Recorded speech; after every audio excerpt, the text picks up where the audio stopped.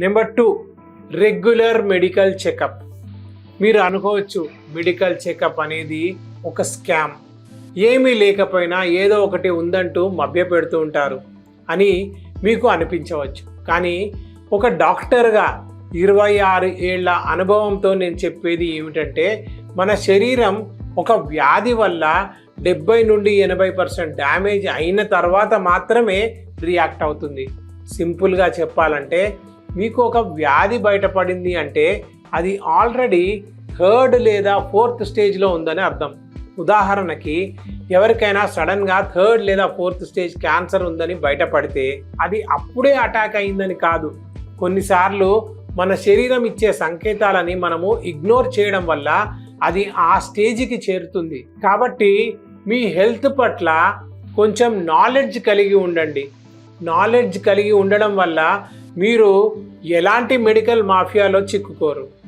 మీకు నా సలహా ఏమిటంటే, మీరు ప్రతి 6 నెలలకు ఒకసారి మెడికల్ టెస్ట్ చేయించుకోవాలి.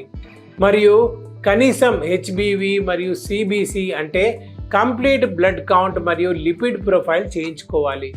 మీ కొలెస్ట్రాల్ లెవెల్స్ ఎలా ఉన్నాయి, మీ ట్రైగ్లిసరైడ్ ఎంత ఉంది, హెచ్డిఎల్ ఎల్డిఎల్ ఎంత ఉంది అనేది కనీసం ప్రతి 6 నెలలకు ఒకసారైనా ఈ 3 టెస్టులు చేయించుకొని తెలుసుకోవాలి.